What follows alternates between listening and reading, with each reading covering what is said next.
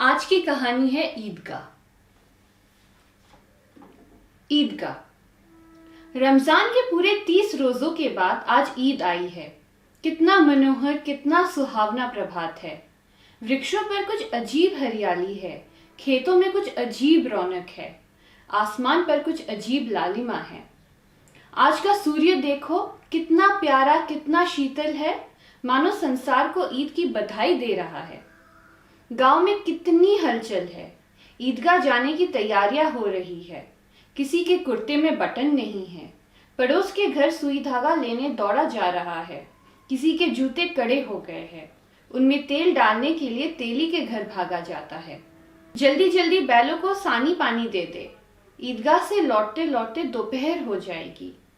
3 कोस का पैदल रास्ता, फिर सैकड़ों आदमियों से मिलना भेंटना। दोपहर के पहले लौटना असंभव है। लड़के सबसे ज्यादा प्रसन्न हैं। किसी ने 1 रोजा रखा है, वह भी दोपहर तक। किसी ने वह भी नहीं, लेकिन ईदगाह जाने की खुशी उनके हिस्से की चीज है। रोजे बड़े बूढ़ों के लिए होंगे, इनके लिए तो ईद है। रोज ईद का नाम रटते थे, आज वह आ गई। अब जल्दी पड़ी है कि लोग ईदगाह क्यों नहीं चलते। इन्हें गृहस्थी की चिंताओं से क्या प्रयोजन। सेवैयों के लिए दूध और शक्कर घर में है या नहीं, इनकी बला से ये तो सेवैया खाएंगे। वह क्या जाने कि अब्बाजान क्यों बदहवास चौधरी कायम अली के घर दौड़े जा रहे हैं। उन्हें क्या खबर कि चौधरी आज आंखें बदल ले तो यह सारी ईद मुहर्रम हो जाएगी। उनकी अपनी जेबों में तो कुबेर का धन भरा हुआ है। बार बार जेब से अपना खजाना निकालकर गिनते हैं और खुश होकर फिर रख लेते हैं। मोहसिन के पास 1, 2, 3, 8, 9, 15 पैसे हैं। इन्हीं अनगिनती पैसों में अनगिनती चीजें लाएंगे। खिलौना, मिठाइयाँ, बिगुल, गेंद और ना जाने क्या क्या। और सबसे ज्यादा प्रसन्न है हामिद। वह 4-5 साल का गरीब सूरत, दुबला पतला, जिसका बाप गत वर्ष हैजे की भेंट हो गया और मां न जाने क्यों पीली होती होती एक दिन मर गई। किसी को पता न चला क्या बीमारी है। कहती भी तो कौन सुनने वाला था। दिल पर जो कुछ बीतती थी वह दिल में ही सहती थी, और जब ना सहा गया तो संसार से विदा हो गई। अब हामिद अपनी बूढ़ी दादी अमीना की गोद में सोता है और उतना ही प्रसन्न है। उसके अब्बाजान रुपए कमाने गए हैं, बहुत सी थैलियां लेकर आएंगे। अम्मी जान अल्लाह मियाँ के घर से उसके लिए बड़ी अच्छी अच्छी चीजें लाने गई है, इसलिए हामिद प्रसन्न है। आशा तो बड़ी चीज है, और फिर बच्चों की आशा। उनकी कल्पना तो राई का पर्वत बना लेती है। हामिद के पाँव में जूते नहीं हैं, सिर पर एक पुरानी धुरानी टोपी है जिसका गोट काला पड़ गया है, फिर भी वह प्रसन्न है। जब उसके अब्बाजान थैलिया और अम्मीजान नियामतें लेकर आएंगी तो वह दिल के अरमान निकाल लेगा। तब देखेगा महमूद, मोहसिन, नूरे और सम्मी कहाँ से उतने पैसे निकालेंगे। अभागिन अमीना अपनी कोठरी में बैठी रो रही है। आज ईद का दिन और उसके घर में दाना नहीं। आज आबीद होता तो क्या इसी तरह ईद आती और चली जाती। इस अंधकार और निराशा में वह डूबी जा रही थी। किसने बुलाया था इस निगोड़ी ईद को।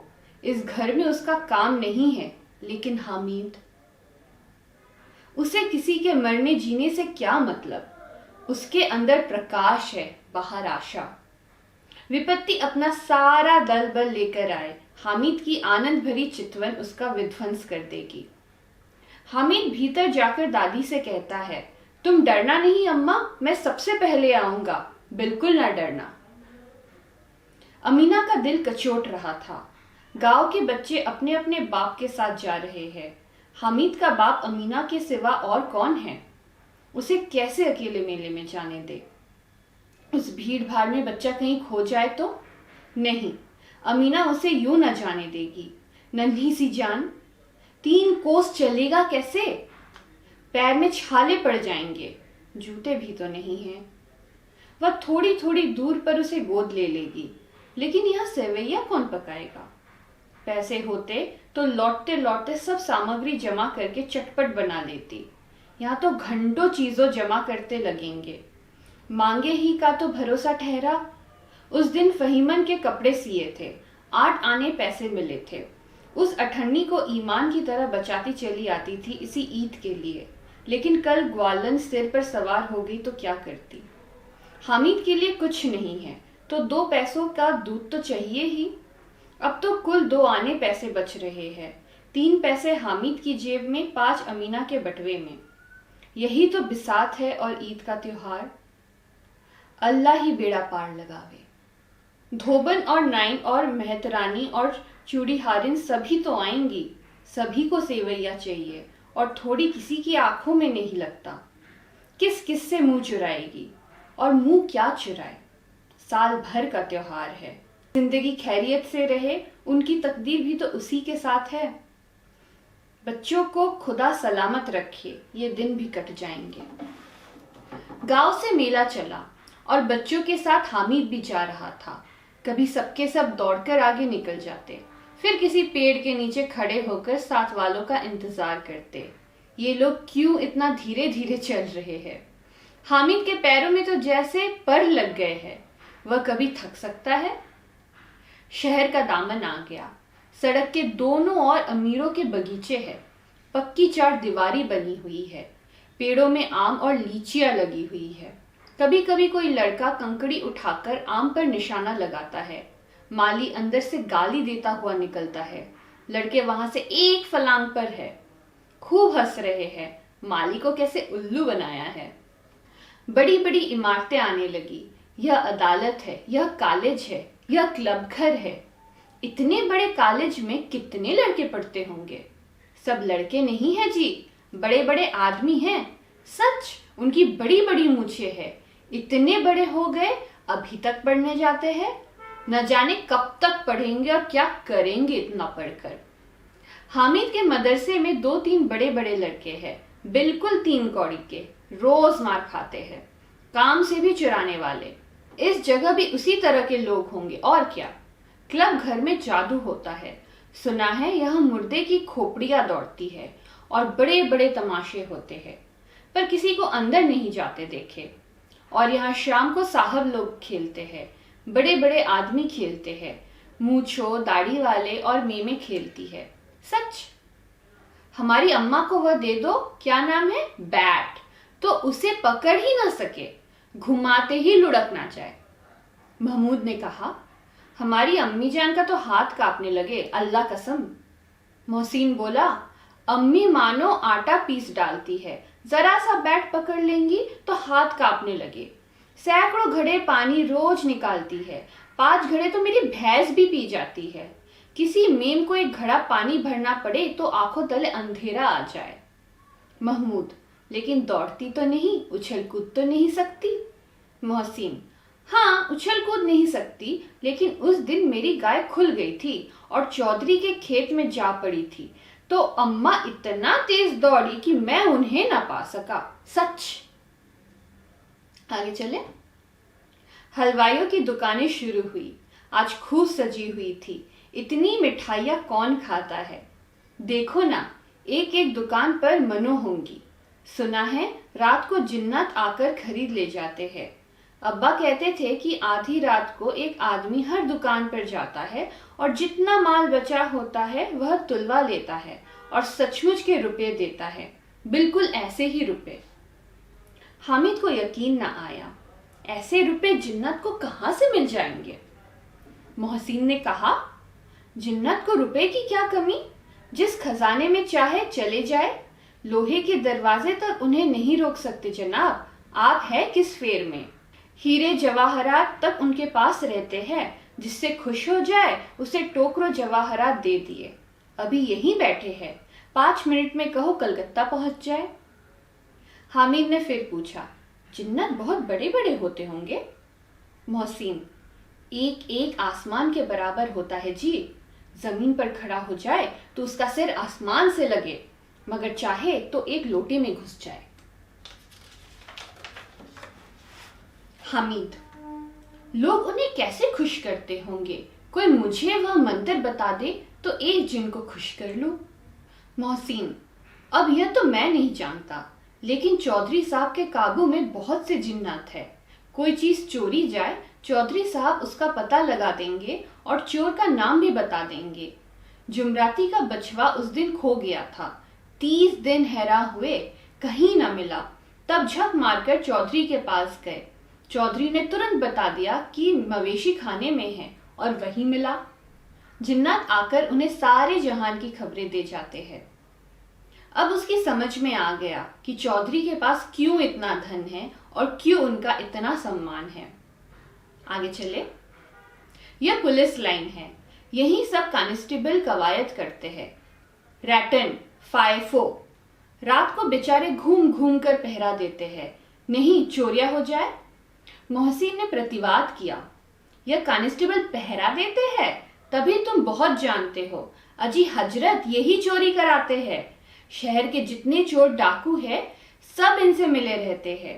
रात को ये लोग चोरों से तो कहते हैं चोरी करो, और आप दूसरे मोहल्ले में जाकर जागते रहो पुकारते हैं।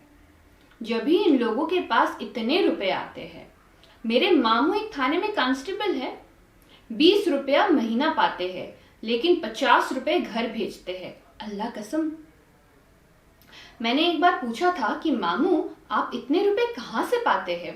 हंसकर कहने लगे, बेटा अल्लाह देता है। फिर आप ही बोले, हम लोग चाहे तो एक दिन में लाखों मार लाए, हम तो इतना ही लेते हैं जिसमें अपनी बदनामी ना हो और नौकरी ना चली जाए। हामिद ने पूछा, यह लोग चोरी करवाते हैं तो कोई इन्हें पकड़ता नहीं? मोहसिन उसकी नादानी पर दया दिखाकर बोला, अरे पागल, इन्हें कौन पकड़ेगा? पकड़ने वाला तो यह खुद है, लेकिन अल्लाह इन्हें सजा भी खूब देता है। हराम का माल हराम में जाता है। थोड़े ही दिन हुए मामू के घर में आग लग गई। सारी लई पूंजी जल गई, एक बर्तन तक ना बचा। कई दिन पेड़ के नीचे सोए, अल्लाह कसम पेड़ के नीचे। फिर न जाने कहां से 100 कर्ज लाए तो बर्तन भाड़े आए। हामिद, 100 तो 50 से ज्यादा होते हैं। कहाँ 50 कहाँ 100, 50 एक थैली भर होता है, 100 तो 2 थैलियों में भी ना आवे। अब बस्ती घनी होने लगी थी। ईदगाह जाने वालों की टोलियां नजर आने लगी, एक से एक भड़कीले वस्त्र पहने हुए। कोई इक्के तांगे पर सवार, कोई मोटर पर। सभी इत्र में बसे, सभी के दिलों में उमंग। ग्रामीणों का यह छोटा सा दल अपनी विपन्नता से बेखबर संतोष और धैर्य में मगन चला जा रहा था। बच्चों के लिए नगर की सभी चीजें अनोखी थी। जिस चीज की ओर ताकते ही रह जाते, और पीछे से बार बार हार्न की आवाज होने पर भी ना चेतते। हामिद तो मोटर के नीचे जाते जाते बचा। सहसा ईदगाह नजर आया। ऊपर इमली के घने वृक्षों की छाया, नीचे पक्का फर्श है जिस पर जाजीम बिछा हुआ है, और रोजेदारों की पंक्तियां एक के पीछे एक न जाने कहां तक चली गई है, पक्के जगत के नीचे तक, जहां जाजीम भी नहीं है। नए आने वाले आकर पीछे की कतार में खड़े हो जाते हैं, आगे जगह नहीं है। यहाँ कोई धन और पद नहीं देखता। इस्लाम के निगाह में सब बराबर है। इन ग्रामीणों ने भी वजू किया और पिछली पंक्ति में खड़े हो गए। कितना सुंदर संचालन है, कितनी सुंदर व्यवस्था। लाखों सिर एक साथ सिजदे में झुके हुए हैं, फिर सबके सब एक साथ खड़े हो जाते हैं, एक साथ झुकते हैं और एक साथ घुटनों के बल बैठ जाते हैं। कई बार यही क्रिया होती है, जैसे बिजली की लाखों बत्तियां एक साथ प्रदीप्त हो और एक साथ बुझ जाए, और यही क्रम चलता रहे। कितना अपूर्व दृश्य था, जिसकी सामूहिक क्रियाएं, विस्तार और अनंतता हृदय को श्रद्धा, गर्व और आत्मानंद से भर देती थी। मानव भ्रातृत्व का एक सूत्र इन समस्त आत्माओं को एक लड़ी में पिरोए हुए है। नमाज खत्म हो गई है, लोग आपस में गले मिल रहे हैं। तब मिठाई और खिलौनों की दुकान पर धावा होता है। ग्रामीणों का यह दल इस विषय में बालकों से कम उत्साही नहीं है। यह देखो हिंडोला है, 1 पैसा देकर चढ़ जाओ। कभी आसमान पर जाते हुए मालूम होंगे, कभी जमीन पर गिरते हुए।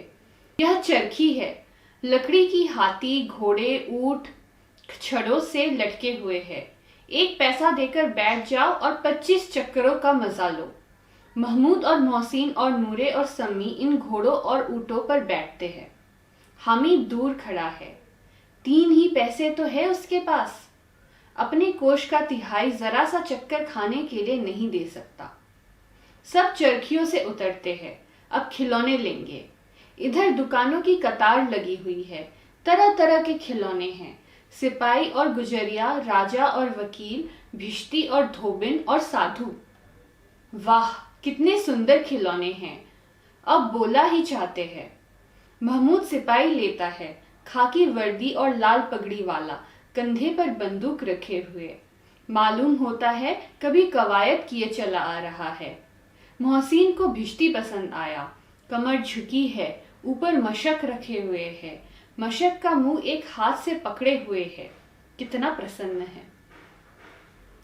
शायद कोई गीत गा रहा है, बस मशक से पानी उंडेला ही चाहता है। नूरे को वकील से प्रेम है, कैसी विद्वत्ता है उसके मुख पर। काला चोगा, नीचे सफेद अचकन, अचकन के सामने की जेब में घड़ी, सुनहरी जंजीर, एक हाथ में कानून का पोथा लिए हुए। मालूम होता है अभी किसी अदालत से जिरह या बहस किए चले आ रहे हैं। यह सब 2-2 पैसे के खिलौने हैं। हामिद के पास कुल 3 पैसे है। इतने महंगे खिलौने वह कैसे ले? खिलौना कहीं हाथ से टूट पड़े तो चूर चूर हो जाए, जरा पानी पड़े तो सारा रंग धुल जाए। ऐसे खिलौने लेकर वह क्या करेगा, किस काम के? मोहसिन, मेरा भिश्ती रोज पानी दे जाएगा, 7 सवेरे। महमूद, और मेरा सिपाही घर का पहरा देगा, कोई चोर आवेगा तो फौरन बंदूक से फायर कर देगा। नूरे, और मेरा वकील खूब मुकदमा लड़ेगा। सम्मी, और मेरी धोबिन रोज कपड़े धोएगी। हामिद खिलौनों की निंदा करता है। मिट्टी ही की तो है, गिरे तो चकनाचूर हो जाए। लेकिन ललचाई हुई आंखों से खिलौनों को देख रहा है और चाहता है कि जरा देर के लिए उन्हें हाथ में ले सकता। उनके हाथ अनायास ही लपकते हैं, लेकिन लड़के इतने त्यागी नहीं होते, विशेषकर जब अभी नया शौक है। हामिद ललचाता रह जाता है। खिलौनों के बाद मिठाइयाँ आती है। किसी ने रेवड़ियाँ ली है, किसी ने गुलाब जामुन, किसी ने सोहन हलवा।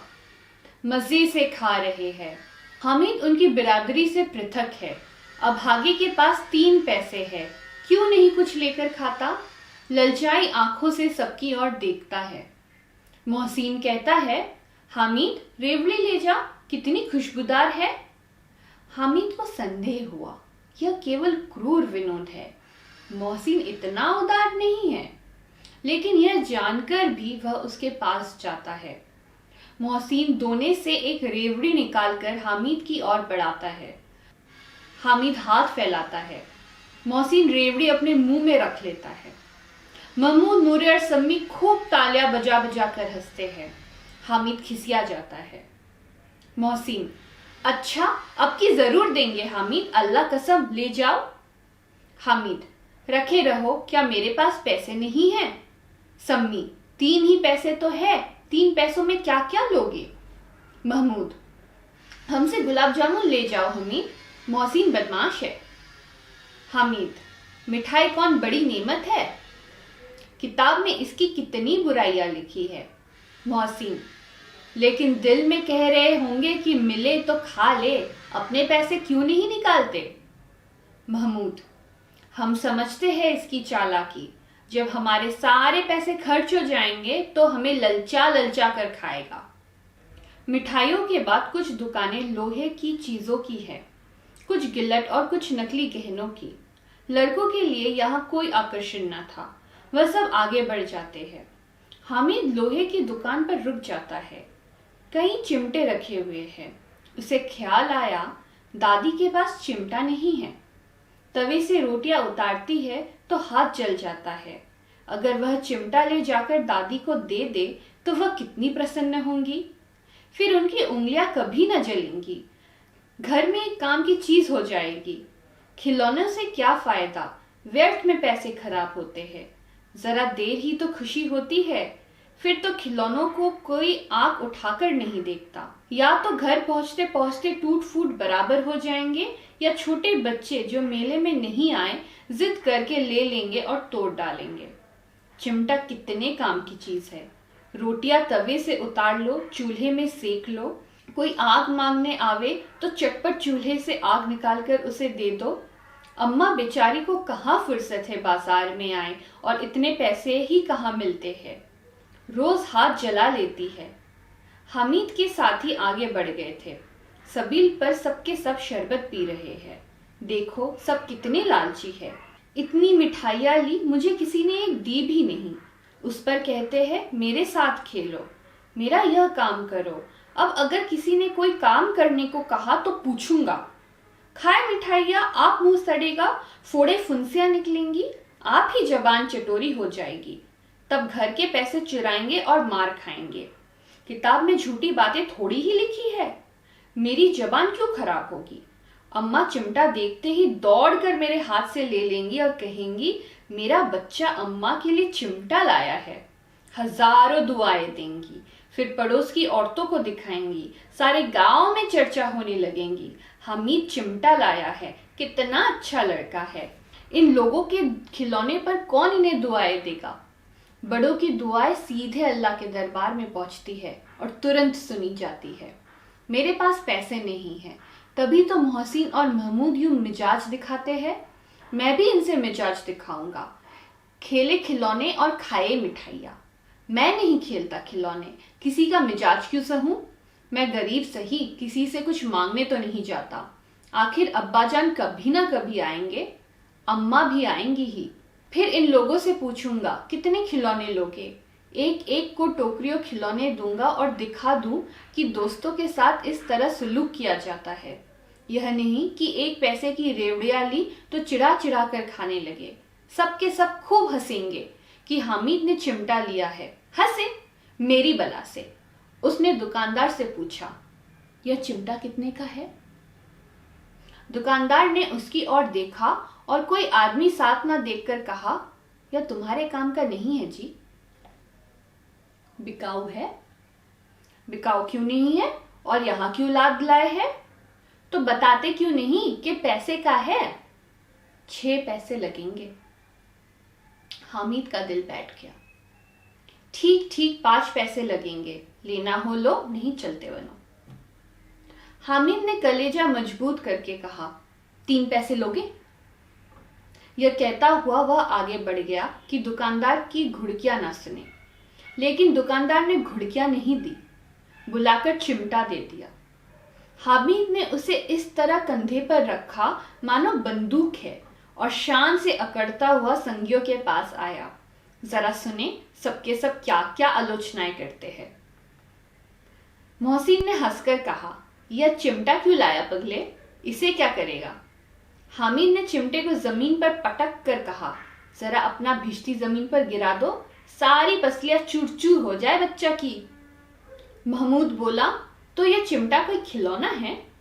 हामिद खिलौना क्यों नहीं, अभी कंधे पर रखा बंदूक हो गई, हाथ में लिया फकीरों का चिमटा हो गया।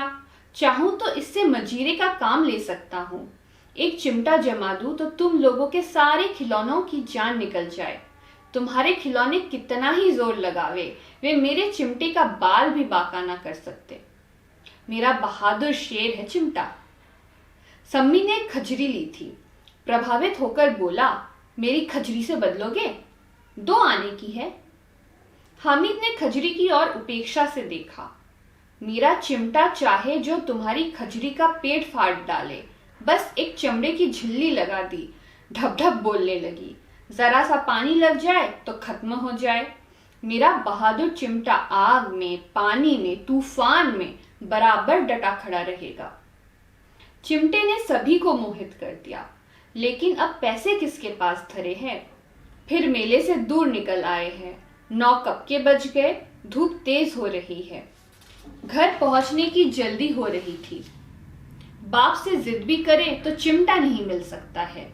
हामिद है बड़ा चालाक, इसीलिए बदमाश ने अपने पैसे बचा रखे थे। अब बालकों के दल हो गए हैं। मोहसिन, महमूद, सम्मी और नूरे एक तरफ है, हामिद अकेला दूसरी तरफ। शास्त्रार्थ हो रहा है। सम्मी तो विधर्मी हो गया, दूसरे पक्ष से जा मिला। लेकिन मोहसिन, महमूद और नूरे भी हामिद से एक एक 2-2 साल बड़े होने पर भी हामिद के आघातों से आतंकित हो उठे। उनके पास न्याय का बल है और नीति की शक्ति। एक और मिट्टी है, दूसरी और लोहा, जो इस वक्त अपने को फौलाद कह रहा है। वह अजय है, घातक है। अगर कोई शेर आ गया तो मियाँ भिश्ती के छक्के छूट जाए, मियाँ सिपाही मिट्टी की बंदूक छोड़कर भागे, वकील साहब की नानी मर जाए, चूगे में मुंह छिपाकर जमीन पर लेट जाए, मगर यह चिमटा, यह बहादुर, यह रुस्तमे हिंद लपक कर शेर की गर्दन पर सवार हो जाएगा और उसकी आंखें निकाल लेगा। मोहसिन ने एड़ी चोटी का जोर लगाकर कहा, अच्छा, पानी तो नहीं भर सकता? हामिद ने चिमटे को सीधा खड़ा करके कहा, भिश्ती को एक डांट बताएगा तो दौड़ा हुआ पानी लाकर उसके द्वार पर छिड़कने लगेगा। मोहसिन परास्त हो गया, पर महमूद ने कुमक पहुंचाई, अगर बच्चा पकड़ जाए तो अदालत में बधे बधे फिरेंगे, तब वकील साहब के ही पैरों पड़ेंगे। हामिद इस प्रबल तर्क का जवाब ना दे सका। उसने पूछा, हमें पकड़ने कौन आएगा? नूरे ने अकड़ कर कहा, यह सिपाही बंदूक वाला। हामिद ने मुंह चिढ़ाकर कहा, यह बेचारे हम बहादुर रुस्तमे हिंद को पकड़ेंगे? अच्छा लाओ, अभी जरा कुश्ती हो जाए, इसकी सूरत देखकर दूर से भागेंगे, पकड़ेंगे क्या बेचारे? मोहसिन को एक नई चोट सूझ गई। तुम्हारे चिमटे का मुंह रोज आग में जलेगा। उसने समझा था कि हामिद लाजवाब हो जाएगा, लेकिन यह बात ना हुई। हामिद ने तुरंत जवाब दिया, आग में बहादुर ही कूदते हैं जनाब। तुम्हारे यह वकील, सिपाही और भिश्ती लौंडियों की तरह घर में घुस जाएंगे। आग में कूदना वह काम है जो रुस्तमे हिंद ही कर सकता है। महमूद ने एक जोर लगाया, वकील साहब कुर्सी मेज पर बैठेंगे, तुम्हारा चिमटा तो बावर्ची खाने में जमीन पर खड़ा रहेगा। इस तर्क ने सम्मी और नूरे को भी सजीव कर दिया। कितने ठिकाने की बात कही है। चिमटा बावर्ची खाने में पड़े रहने के सिवा और क्या कर सकता है? हामिद को कोई फड़कता हुआ जवाब न सूझा तो उसने धांधली शुरू की, मेरा चिमटा बावर्ची खाने में नहीं रहेगा। वकील साहब कुर्सी पर बैठेंगे तो जाकर उन्हें जमीन पर पटक देगा और उनका कानून उनके पेट में डाल देगा। बात कुछ बनी नहीं, खासी गाली गलौज थी। कानून को पेट में डालने वाली बात छा गई, ऐसी छा गई कि तीनों शुरमा मुंह ताकते रह गए, मानो कोई धेलचा कनकौआ किसी गंडे वाले कनकौए को काट गया हो। कानून मुंह से बाहर निकलने वाली चीज है, उसको पेट के अंदर डाल दिया जावे, बेतुकी सी बात होने पर भी कुछ नयापन रखती है। हामिद ने मैदान मार लिया, उसका चिमटा रुस्तमे हिंद है। अब इसमें मोहसिन, महमूद, नूरे, सम्मी किसी को भी आपत्ति नहीं हो सकती। विजेता को हारने वालों से जो चमत्कार मिलना स्वाभाविक है, वह हामिद को भी मिला। औरों ने 3-3, 4-4 आने पैसे खर्च किए, पर कोई काम की चीज न ले सके। हामिद ने 3 पैसे में रंग जमा लिया। सच ही तो है, खिलौने का क्या भरोसा, टूट फूट जाएंगे। हामिद का चिमटा बना रहेगा बरसों। संधि की शर्त तय होने लगी। मोहसिन ने कहा, जरा अपना चिमटा दो, हम भी देखें, तुम हमारा भिश्ती लेकर देखो। महमूद और नूरे ने भी अपने अपने खिलौने पेश किए। हामिद को इन शर्तों के मानने में कोई आपत्ति न थी। चिमटा बारी बारी से सबके हाथ में गया और उनके खिलौने बारी बारी से हामिद के हाथों में आए। कितने खूबसूरत खिलौने हैं। हामिद ने हारने वालों के आंसू पोंछे। मैं तुम्हें चिढ़ा रहा था, सच। यह लोहे का चिमटा भला इन खिलौनों की क्या बराबरी करेगा? मालूम होता है अब बोले। लेकिन मोहसिन की पार्टी को इस दिलासे से संतोष नहीं होता। चिमटे का सिक्का खूब बैठ गया है, चिपका हुआ टिकट अब पानी से नहीं छूट रहा है। मोहसिन, लेकिन इन खिलौनों के लिए हमें कोई दुआ तो ना देगा? महमूद, दुआ को लिए फिरते हो, उल्टे मार ना पड़े। अम्मा जरूर कहेंगी कि मेले में मिट्टी के खिलौने तुम्हें मिले। हामिद को स्वीकार करना पड़ा कि खिलौनों को देखकर किसी की माँ इतनी खुश न होंगी जितनी दादी चिमटे को देखकर होंगी। 3 पैसों ही में तो उसे सब कुछ करना था और उन पैसों के इस उपयोग पर पछतावे की बिल्कुल जरूरत न थी। फिर अब तो चिमटा रुस्तमे हिंद है और सभी खिलौनों का बादशाह। रास्ते में महमूद को भूख लगी। उसके बाप ने केले खाने को दिए। महमूद ने केवल हामिद को साझी बनाया। उसके अन्य मित्र मुंह ताकते रह गए। यह उस चिमटे का प्रसाद था। 11 बजे सारे गांव में हलचल मच गई। मेले वाले आ गए। मोहसिन की छोटी बहन ने दौड़कर भिश्ती उसके हाथ से छीन लिया और मारे खुशी के जो उछली तो मियाँ भिश्ती नीचे आ रहे और सुरलोक सिधारे। इस पर भाई बहन में मारपीट हुई। दोनों खूब रोए। उनकी अम्मा यह शोर सुनकर बिगड़ी और दोनों को ऊपर से 2-2 चाटे और लगाए। मियाँ नूरे के वकील का अंत उसके प्रतिष्ठानुकूल उससे ज्यादा गौरवमय हुआ। वकील जमीन पर या ताक पर तो नहीं बैठ सकता। उसकी मर्यादा का विचार तो करना ही होगा। दीवार में 2 खुटिया गाड़ी गई। उन पर लकड़ी का एक पटरा रखा गया। पटरी पर कागज का कालीन बिछाया गया। वकील साहब राजा भोज की भांति सिंहासन पर विराजे। नूरे ने उन्हें पंखा झलना शुरू किया। बिजली के पंखे रहते हैं अदालतों में। क्या यह मामूली पंखा भी ना हो? कानून की गर्मी दिमाग पर चढ़ जाएगी कि नहीं? बांस का पंखा आया और नूरे हवा करने लगे। मालूम नहीं पंखे की हवा से या पंखे की चोट से वकील साहब स्वर्गलोक से मर्त्यलोक में आ रहे और उनका माटी का चोला माटी में मिल गया। फिर बड़े जोर शोर से मातम हुआ और वकील साहब की अस्थि घूर पर डाल दी गई। अब रहा महमूद का सिपाही। उसे चटपट गांव का पहरा देने का चार्ज मिल गया। लेकिन पुलिस का सिपाही कोई साधारण व्यक्ति तो था नहीं जो अपने पैरों पर चले। वह पालकी पर चलेगा। एक टोकरी आई। उसमें कुछ लाल रंग के फटे पुराने चिथड़े बिछाए गए जिसमें सिपाही साहब आराम से लेटे। नूरे ने यह टोकरी उठाई और अपने द्वार का चक्कर लगाने लगा। उनके दोनों छोटे भाई सिपाही की तरफ से छोने वाले जागते लहो पुकारते चलते हैं। मगर रात तो अंधेरी ही होनी चाहिए। महमूद को ठोकर लग जाती है।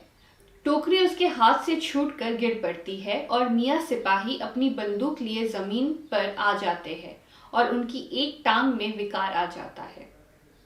महमूद को आज ज्ञात हुआ कि वह अच्छा डॉक्टर है।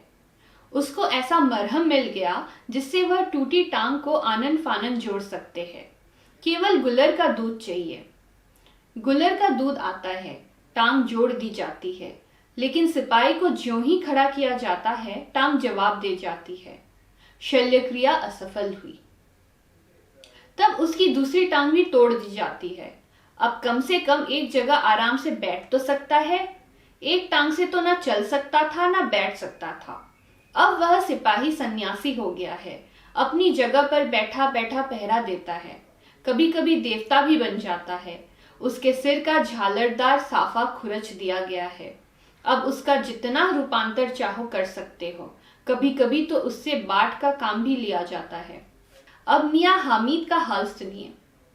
अमीना उसकी आवाज सुनकर ही दौड़ी और उसे गोद में उठाकर प्यार करने लगी। सहसा उसके हाथ में चिमटा देखकर वह चौंकी। यह चिमटा कहाँ था? मैंने मोल लिया है। के पैसों में? 3 पैसे दिए। अमीना ने छाती पीट ली। यह कैसा बेसमझ लड़का है कि 2 पहर हुआ कुछ खाया ना पिया। लाया क्या? यह चिमटा। सारे मेले में तो तुझे और कोई चीज न मिली जो यह लोहे का चिमटा उठा लाया।